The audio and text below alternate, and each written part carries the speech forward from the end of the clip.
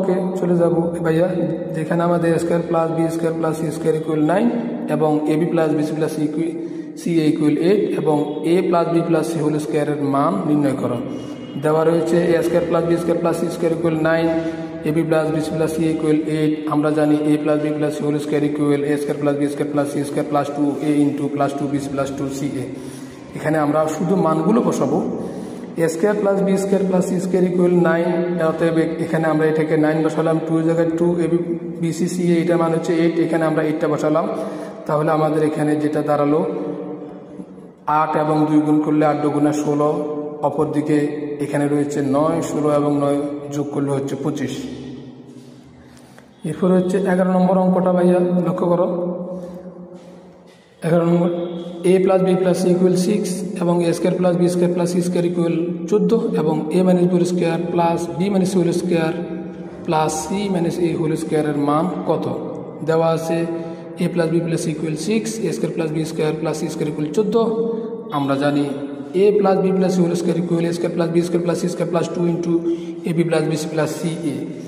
এখন আমরা যদি এটার মানগুলো বসাই, লক্ষ্য করে ভাইয়া a square plus b square plus c square এটার জন্য যদি আমরা 14 বসাই, তাহলে এখানে আমাদের 14, এখানে 2 এর এই 2টা বসালাম এবং ab plus bc plus c এটা ঠিকই থাকলো। তাহলে এখানে আমাদের এইটার জন্য কিন্তু ভাইয়া a plus b plus c এর জন্য আমরা কিন্তু এখানে 6টা বসালাম, উপরে আছে আমাদের হোল স্কয়ার।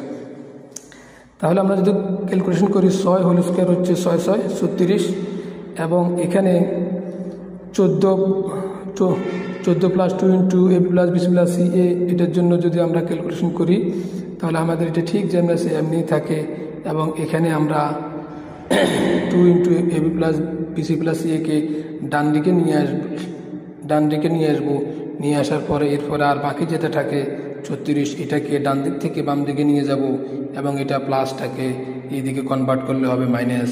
তাহলে 36 থেকে 14 বিয়োগ করলে ভাইয়া হয় 22 এবং এটা যেহেতু 2 দ্বারা গুণ এবং এটাকে 22কে যদি আমরা 2 দ্বারা ভাগ করি তাহলে হয় 11।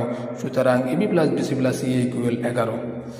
এখন আমরা ভাইয়া প্রদত্ত রাশির মানটা বের করব, যেটাকে আমাদেরকে বের করার জন্য বলেছে a minus b whole square plus b minus c whole square plus c minus a whole স্কয়ারের সূত্র।